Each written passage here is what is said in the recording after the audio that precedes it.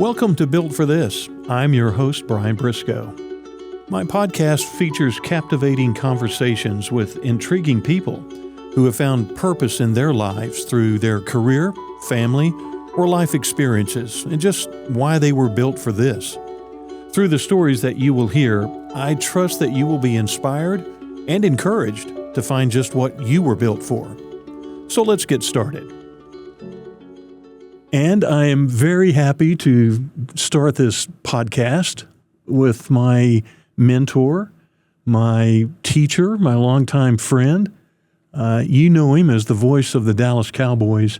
And so what better way to roll out Built for This than to have Brad Sham on with me, Brad? I was looking for Verne Lundquist when you. Well, thank you. Verne wasn't available, so I had to get you there. So that's how I started. Thanks for joining me. Yep, thanks for doing this, Brad. Thanks for inviting me. So I guess we really should tell people, so how do we know each other? How did it get started and all that? And so, here I am, X number of thousand years ago, trying to get started in radio. And we'll get to all the cowboy stories and KRLD, but you hired me as this young pup to be on the KRLD sports team back in the 1980s. Well, it would have probably been about 81. You think it was that early? Because Frank Gleber was the sports director. Was Frank there? Frank was there. Okay, then. Yep. Then quite possibly. Yep. Yeah. So you bring me in, and at that time, this was, as you know, way before sports radio and everything was. So KRLD was the sports mecca of any of us coming out of college who wanted to work. And you're on the staff. There's Frank, who's working with CBS at the time. And now you start bringing in these people like me to do it. And what were your visions when you start bringing in guys to do other parts of it? Did you have a vision? I had no vision. I had no visions. I was trying to get to tomorrow. Sure. Frank Gleber, God rest him, was the sports director. I started at KRLD in the middle of the football season in 1976. Right. And Frank died suddenly in 1985 in the spring. So, as you mentioned, he was very busy at CBS television. Mm-hmm. Frank did KRLD's morning sportscasts from his home. Yes. And he did whatever SMU basketball games he felt like doing. He did the occasional Cowboy game, much to Verne's chagrin, before Verne took over for him permanently. And Frank was just such a natural gift. We had great management that we were so lucky. There was a man by the name of Ed Wodka who was the general manager for a while. He might have followed Carl Brazell. He did, yeah. Carl Brazell was the general manager when I was hired. He was figuratively and literally a giant. He was such a great practitioner of the radio business. When he left, Ed Wodka became the general manager, and Ed was a salesman by trade, but he was a big sports fan. And it was our blessing, yours, mine, half a dozen other guys, that Ed gave us a budget to do pretty much whatever we wanted to do, and I'm willing to bet that for a stretch there, from the very late 70s to however long Ed was there, that we did things that no other local radio station was doing. Right. I mean in the country.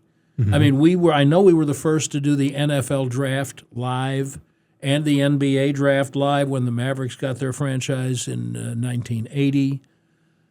And we were allowed to travel all over the country and do all kinds of things. So I don't, frankly, remember the chronological order in which people were hired, but we wanted to add more people as we did more things, and he let us.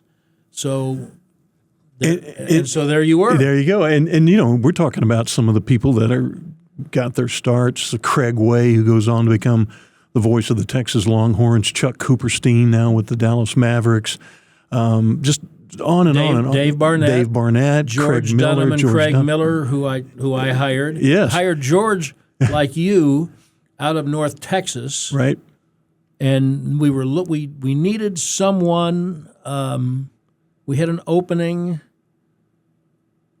I don't remember what year, but in that early 80s, and I listened to some tapes, and there wasn't anything that just really moved me. And near the end of the process, George Dunham came in and said, well, if you're really stuck, I know a guy.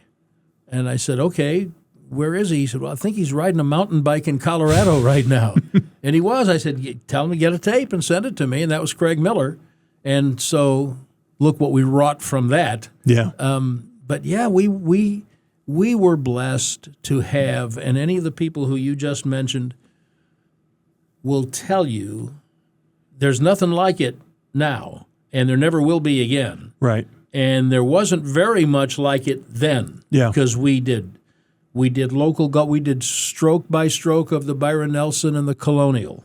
We did all kinds of stuff, and I was doing the talk show Sports Central 5 nights a week, and they let us go everywhere around the country.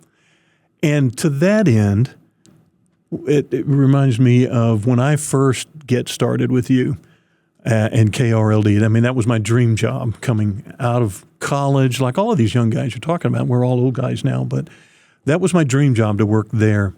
And as you mentioned, we had the opportunity to do so many things that other radio stations weren't even thinking about doing in sports radio, covering things all over the country. So going to training camp, Rangers training camp, certainly the Cowboys, we were the flagship station, KRLD at the time. So you got to tell a little bit of the story of my initiation to the first time that I go. It could have been the Rangers first, maybe before the Cowboys, where I'm supposed to feed back tape to you, and I'm nervous about, do I have it all ready to go? Well, if you're talking about the story that I think you're talking about, it wasn't either of the training camps. Where was I? It was the Southwest Conference Press Tour. That's exactly right. Which, A, the Southwest Conference no longer exists. Right. B, there's no such thing as a press tour. Right. So Brian is sending back at the end of a hard day, and it's brilliant, and the interviews are perfect, and the sound bites are perfect, and everything's 100%. And I'm rolling the tape, and he's sending the tape, and it took at least 45 minutes to send all the tape. Sure. And I knew how much Brian cared about getting this exactly right, and he did. Everything was perfect. So he gets to the end of the recordings. He's sent every piece back. Now, he says into the mic, "That's it," and I hear the putting the phone back together. Alligator clips come off, and he's screwing the mouthpiece back in. So now I can talk to him, and he can talk to me. Yeah. And he's finished this multi-hour. He's just poured his soul into this, and it's taken him an hour and a half to put it all together, and another hour plus to feed it. And it's the first time he's ever done it, and he wants it to be perfect, and he was. And so I hear the mouthpiece being screwed in, and he gets on the line, and he says, hello. And I said, hey, Brian, that was a great rehearsal. We didn't get a little bit of it, so I just need you to start over. So cruel. And I could from 120 miles away, I could feel the blood drain from his face. Yes. And I can feel it now. I could almost hear your heart stop beating. Mm-hmm. And you just didn't even know. And Brian, by the way, never swears. Never swears, which put him in a really small minority in our started newsroom. that night later on. Yeah, I'm surprised you didn't start doing that and drinking excessively in the minutes. And so we finished, and I could just hear his heart sunk all the way beneath his toes.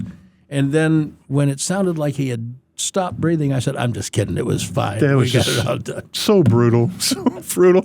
And so we continued that little that task for many other young reporters. You got to spot it, though. You can't. Right. If you know it's coming, it doesn't do any good. It doesn't do any good. So it was a fun joke along the way. But, boy, I mean, the fact that I continued on and worked in radio for a few more years after that. And were willing to work for me. That And was really, and had you on the show today, though, even is testament to that. Yeah. All right, we're going to talk Cowboys. We're going to, obviously, people want to hear that. But you knew that in that moment, you knew that you had done well and were accepted, right? I did. If I knew I was going to get that joke played on me, because then I would later do it to several other new sportscasters. Can I tell you, I didn't know I was going to do it until I just heard you plowing through. This is a great time to do this to him. He's ready. This is good, and he is ready to get hit over the head with this.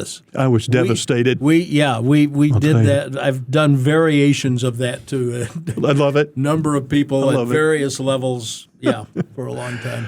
So, speaking of encouraging young talent and broadcasters along the way, let's talk about your journey here. You know, you go to Missouri, you get the journalism. Straight up the tollway. Right up the tollway. There it is. Grab your degree. No. And then you make your way to Dallas. But what was it about radio that, not necessarily radio, but broadcasting, that you felt early on, I guess, Brad, that, this was you. This was what you do. This is what you want to do. I was about 14 or 15 and realized that I was not going to be a Major League Baseball player. For the Cubs. For anyone. Okay. I had no talent, had not ever really had an opportunity to play, and it was a disaster. But I'm a big fan. I'm living in Chicago, and I'm watching Cubs and White Sox games every day. And I literally had an epiphany one day as I'm watching. Typically the Cubs played all of their games during the day, and the White Sox played at night. So I'm, like 15 or 16. I'm watching 2 games a day, and a light bulb went on in my head that these announcers that I'm hearing do these games, they're the same guys every day. Mm-hmm. Well, that must mean they're at the game every day. I want to go to the game every day. I'm in for that. And that's all it was. Really? I had no thoughts of making a living. I didn't understand anything about money or salary we're talking about 300 years ago, but so the media landscape was completely different, but it was just very simply, I want to go to the ball game every day. Now, I graduated from high school in 1966, so there were no programs like North Texas has. There were no broadcast schools. There were a few journalism schools, and without question, Missouri was the best undergraduate journalism school in the country. Mm-hmm. So that was the only thing that made sense. It's the only place I applied, and I got in, and I was able to do some things on a couple of commercial stations. I think, but to backtrack to answer your question, I think my senior year in high school, my high school had a little FM band radio station. And as a sophomore, I did a football scoreboard show, but as a senior, I got to do, with one other guy, the baseball and basketball play-by-play. Okay. Well, that was about as much fun as I ever had in my life. Yeah. And so, that's what I want to do. And you find your way to Dallas and to KRLD. You get the color analyst opportunity with the Dallas Cowboys, with Verne Lundquist, as we talked about at the start. Then along comes the opportunity when Verne goes to the network to move over to the play-by-play chair, which you have sat in now for longer than any Cowboys play-by-play announcer has. I mean, aside from a couple of years with the Rangers there, you've got a streak going. How is that? I mean, people, when they hear of your name, Brad, they immediately, you're the voice of the Dallas Cowboys. Is he still alive? There's that thought too, but you think, I mean, you're synonymous. That's your identity. And how do you, when you look back now, how do you see that as how it changed your journey or impacted you to realize even now that this is who you became? The Dallas Cowboys part is either, depending on your point of view and belief system, dumb luck or divine inspiration. Mm-hmm. When I started the job, working on the Cowboy broadcast with Verne was not the most important part of it. The most important part of it was that talk show, Sports Central. Sports Central. Yeah. I did one on WRR AM, which was the first sports call-in show ever in Dallas-Fort Worth. Mm-hmm. And I started that in, I want to say, 72 on Sunday nights, and I called that Sports Line Dallas. Didn't know what I was doing, but I just knew that there were shows like it in Chicago, and literally that was my selling point. Yeah. I said, when I was in high school, I got to talk to Ernie Banks on the telephone, on the radio, and we don't have anything like that. So I did that for a few years, left that station for about a year and a half, came back to KRLD, started in the middle of the football season in 1976, and when I was hired for that job, Sports Central was the biggest part of the job. Mm-hmm. And the next biggest part of the job probably would have been the afternoon drive sportscast twice an hour. And then the next biggest part would have been making sure that I had collected tape and sound to send down the line for Frank Gleber to do his morning sportscast from home in the morning. And then it was working with Verne on the Cowboys games.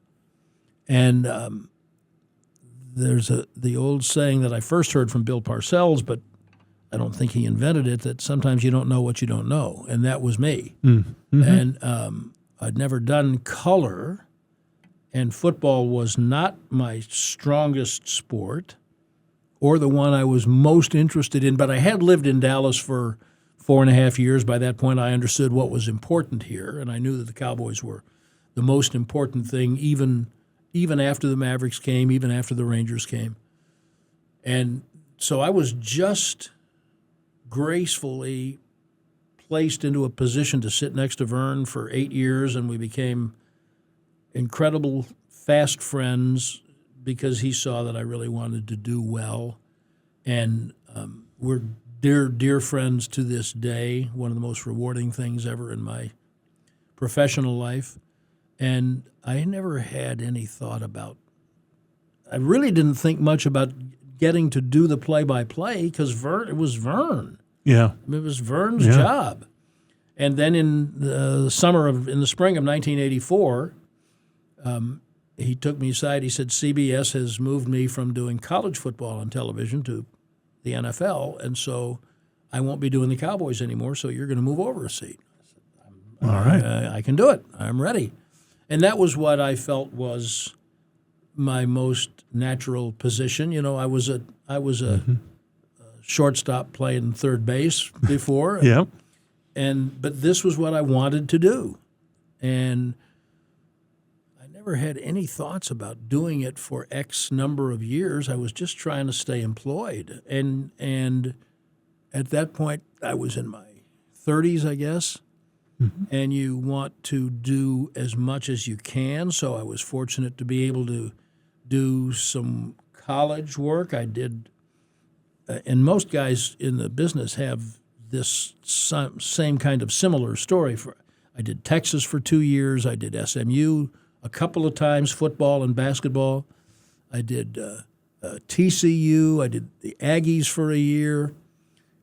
And I did professional soccer. At the time, it was the Dallas Tornado.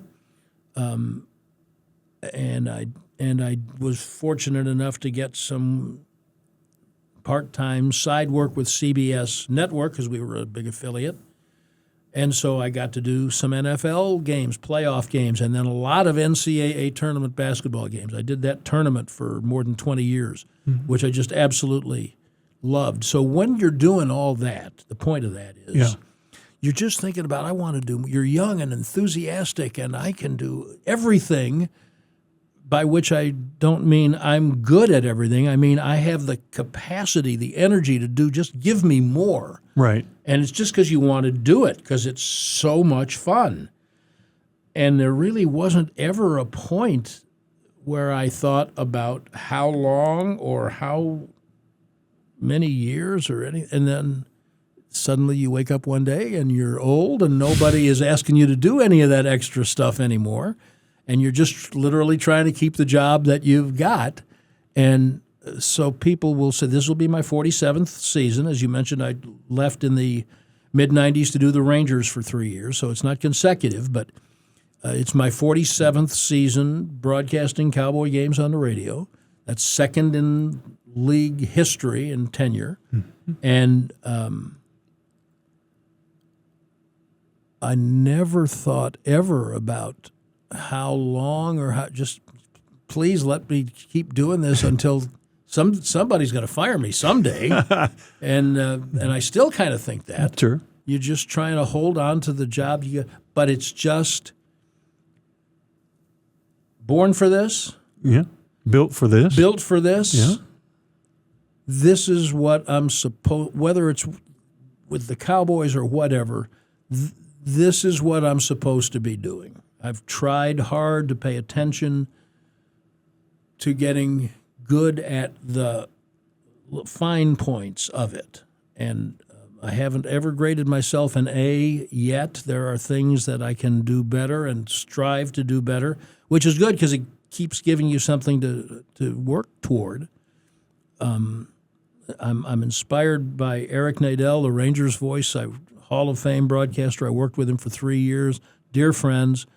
And every time I listen to him, I say this every chance I get, every time I listen to him, I learn something else about how to do play-by-play. Little things that he does that the audience doesn't even know he's doing. Mm-hmm. But if you close your eyes and you can see the color of the sweatshirt the guy is wearing under his uniform jersey and how much the sleeve is sticking out under the bottom of the jersey and what color's the glove and the buttons on the shirt, just little things like that. And so I've tried hard to pay attention to being descriptive and accurate and fair and just keep the job as long as I can. Well, and along that lines, the inspiration that you still have, the motivation that you have, because I know that we've talked a little bit like if you weren't doing this, then what? So what motivates you on to keep doing what you're built for do? It's so much fun. Yeah. I don't play golf by choice. I tried about 40, 50 years ago, and I didn't see the point in putting that much time into something I was that bad at. And and I really literally gave up the game in 1975. I've got a long story that I think's amusing that I won't bother everybody with now about the day I quit. Okay. But I don't hunt and fish. I love the work, and at this stage of my life, I can do it seasonally. I have time off, time to travel, time to read. I love the performing arts. I have time to engage in that pursuit. Mm-hmm. I started to call it a passion, but really I'm passionate about the work. I just love it. It's just too much fun. You know, and that reminds me, being passionate. And I produced your show, Sports Central, for many years, and had tremendous guests on it. And so along the lines of the Cowboys guests, I know we would have a weekly player that would come on, but you spent a lot of time out at the Cowboys practice facility in the games. And as you mentioned, passion and preparation. I don't think I ever knew of someone more prepared to do interviews or to prepare to do a game. But I know that you were always particularly fascinated by interviewing offensive linemen, and because of maybe the perspective that they could bring, the great Tom Rafferty, other great players. I know you really enjoyed picking their brains for what they, and why is that? What'd you find about the offensive linemen? It may have come from originally when I was in those years at WRR. There was the last year and a half I was there. We changed general managers, and the guy wanted to go to instead of this eclectic, almost indescribable format we had, he wanted to go to a news talk format. And I was already doing the talk show on Sunday night, and he said, in a staff meeting, he said, we want to do like daily talk shows. It was Wednesday, I think. Mm-hmm. He said, can you start tomorrow night? Tomorrow doing, and I said, yes. somewhere before that time, somebody in the sales department knew somebody who knew John Nyland, the Cowboys' great Pro Bowl guard. Yep. So they made a deal with John, and he was going to come in during the season and do one night with me. And I said, great, John Nyland. Mm-hmm. Now, I found out and I was just trying to be a sponge, but I found out from being with John, there was nothing he did not know about the player he'd be lining up against on Sunday. And there was nothing he did know about anybody else. That was it. He couldn't tell you the name of the quarterback on the other team. He didn't know anything about their secondary. He knew about the defensive tackle who was going to be rushing over him. So that was instructive, and it kind of opened my eyes. And then the more I was around it, and when you go to training camp and you get the opportunity to stand, as you well know, having done it, you stand 20 feet from the drills. So you move around the field and you kind of soak up what the various assistant coaches are trying to teach. And then as you and this was like, because I didn't play as a kid, so I'm wide-eyed with awe. How is this possible? At the things that they have to remember. The thing that I love about football to this day is that it's the most collaborative, accountable team sport we have. And I don't mean the others are not, but if you've got a basketball team with a center and a point guard, you can compete. Mm-hmm. You won't win a championship probably, but you can compete. If you've got a baseball team with 2 or 3 starting pitchers and one guy who can club it a little bit, you can compete. If you have put 11 guys out to run a play in football, either side of the ball, and if 10 guys are perfect and one guy screws it up, that play's going nowhere. Mm-hmm. It's ballet. It's the most other accountable collaboration, I think, in sports. And the offensive line is where that is most notable, because most fans who never played, and especially didn't play offensive line, they just see guys put their hand in the dirt, ball is snapped, guys go forward, try to move somebody.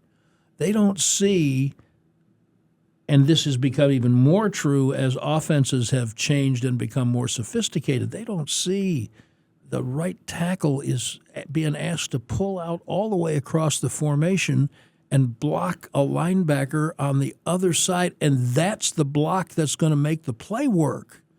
And if he doesn't get out there and get that block, that play's not going to work. Everybody else is fine.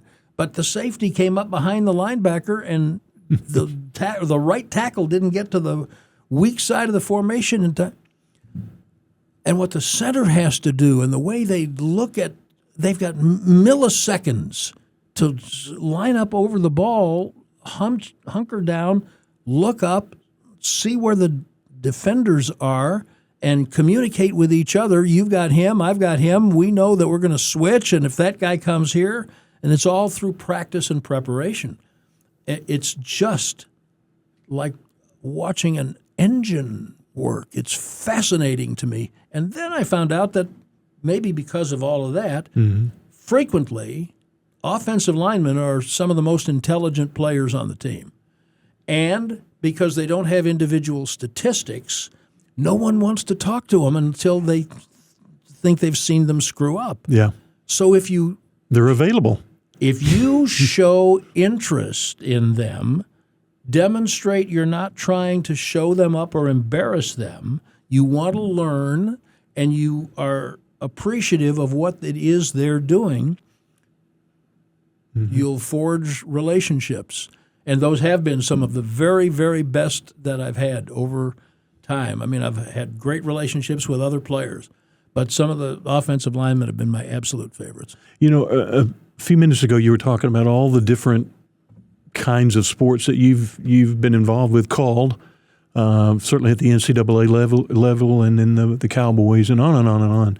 But in broadcasting in general, since you've had a perspective to look at it for a number of years, what's the biggest change, I guess, in general, are you seeing or have you seen from when you first came out of Missouri and said, I want to do this, to now here you are with another year in the Cowboys play-by-play. Yeah, that's an almost unanswerable question because it's so broad. Technology is the first thing that comes to mind.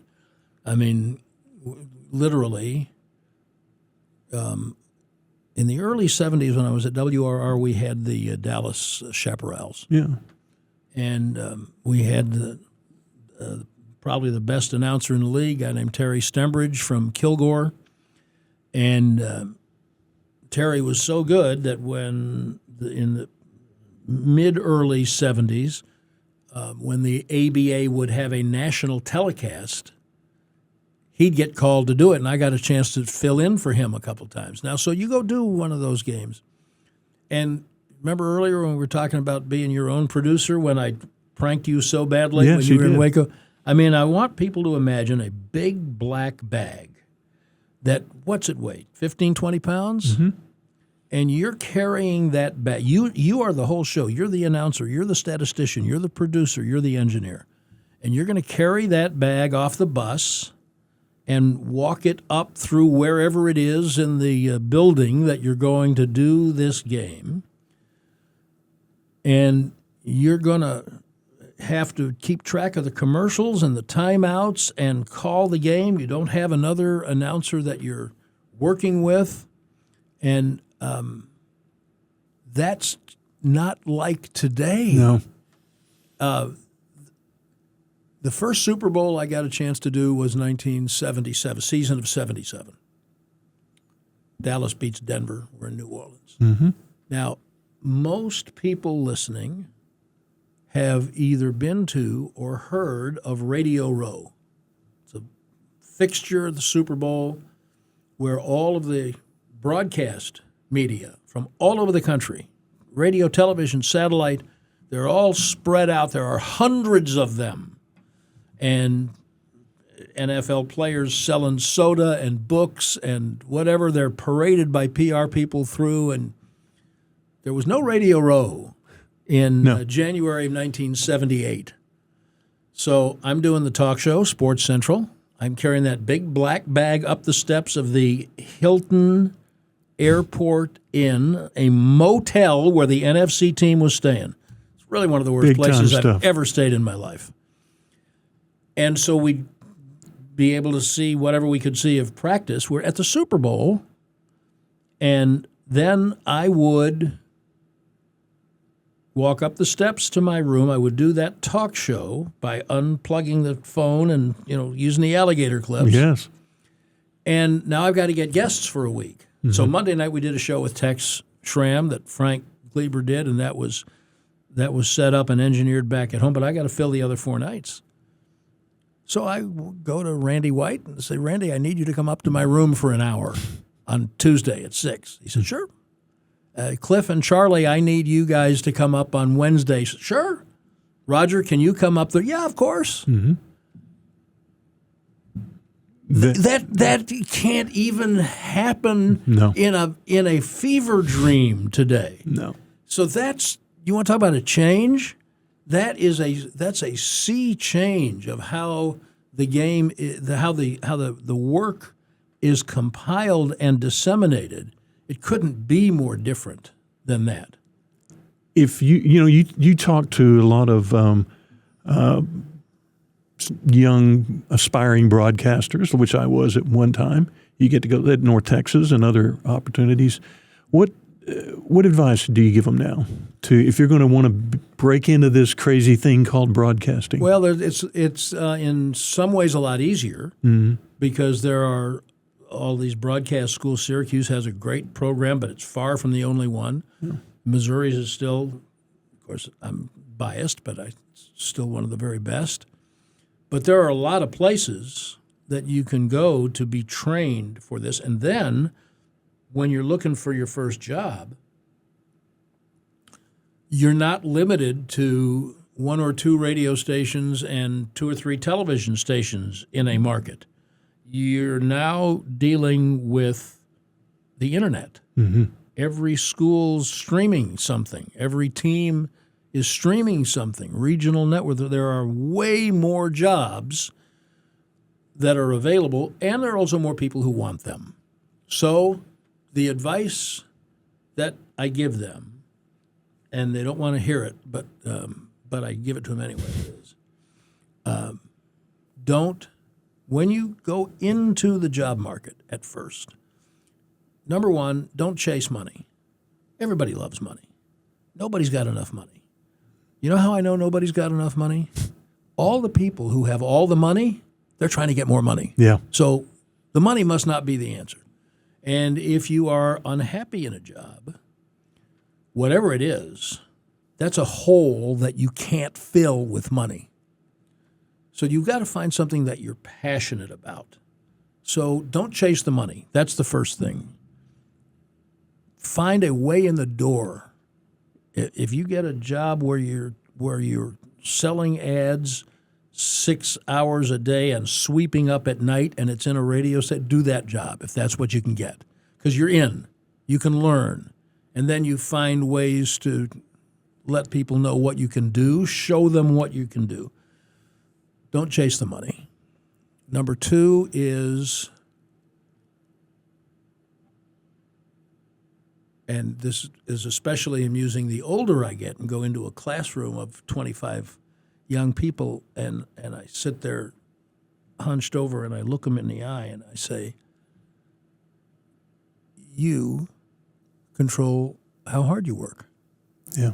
And look at me. All of you look at me. And I look around the room. Mm-hmm. Look at me. I don't care what the job is. I will, today, me at this age, I will outwork you every day ending in Y. If you want my job, you better figure out how to outwork me, and it's not going to happen. I'll vouch for that. So, yeah. But you're the only one in control of that. Yeah, yeah. And then the third thing that ties to that is you are in control of your attitude. There are so many things in the world you can't control. You can't control the weather. You can't control the traffic. You can't control health sometimes. If you're in a relationship with another human being, you cannot control that person, trust me. Mm-hmm. If you're in school, you can't control your professor. If you're working, you can't control your boss. You and only you can control your attitude. Excellent. You can decide that I don't like this, but it's not going to affect me, because nobody wants to work with people who have a bad attitude. Don't be that guy. Mm-hmm. And you decide if your attitude's going to be good or bad, and you decide how hard you work. Those are the things that I think you can take out of a class for aspiring broadcasters or anything else. What would you like people to think or remember about Brad Sham? That is treacherously close to one of my least favorite words in the language, which is legacy. I don't like the word, and the reason I don't like the word is it presupposes that the reason you're doing something is to shape how you'll be remembered. Mm-hmm. That's not a reason to do something. Yeah, no. You do it to do the right thing. I think the answer to your question is, if they remember me at all, I would like it to be that I worked hard, always did my best, and was fair. Mm-hmm. Even when they didn't like what I said or how I said it, that I was fair. And if I can be remembered for doing those things, then I'll have been as successful as I can control being. And obviously very modest, but I think a lot of us who call you friend, we started, like I mentioned at the start of the podcast, was my employer, then my mentor through my career, and now friends for 40-something years. I would think, Brad, that, and I would know for a fact that a lot of those who have worked with you and even just friends that maybe not in the broadcast business call you friend. Well, and that's a true testament of the impact that you're making. I will absolutely tell you that I am incredibly proud of those of you who came through that era, as well as some guys that I worked with. I mean, there are a couple of guys that I worked with as they came into professional football broadcasting, Troy Aikman and Darrell Johnston and Michael Urban. I've had a chance to work with them early. They've been very kind, more than I deserve, more than I earned, in talking about how I helped them. There is an old biblical story in Judaism about an old man who was planting seeds for a tree.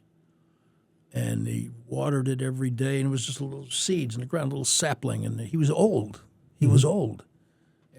But he was just so careful and thorough about it every day. And a guy stopped him, his neighbor stopped him one day and said, "What? You're never going to see, you won't live long enough to see that tree. Why do you do that?" He said, "The tree's not for me. The tree is for my grandchildren. The tree is for the people who come later. Someone planted that tree. I never knew them, but I'm grateful to them. You don't plant the tree for yourself. You don't tend the garden for yourself. You do it for the people who are going to come later. And so if you can set an example of being fair and honest and treat people well and kindly, it's the right thing to do. That's the best reason for doing it. But if someone sees that as an example and later is influenced by that, whether they know it or not, I didn't plant the tree for me. Well, you've planted a lot of trees, and there's been a big harvest for all of us. So just keep planting some more because we need more. I got a few seeds left in the bag. Okay, do that. Yeah. But thank you for being on the show. Thank you for planting the seeds for all of us. Such an honor. It's always a treat to have you. Thanks, Brad. Thanks, Brian. And we will see you next week, the next time on our next episode. Thanks for joining me on this episode of Built for This. Be sure to follow Built for This on your favorite listening platform and share it with a friend. Join me on the next episode when I will share entertaining stories of inspiration, encouragement, and purpose-driven experiences. What are you built for? Built for This is produced and recorded by Heart Media DFW.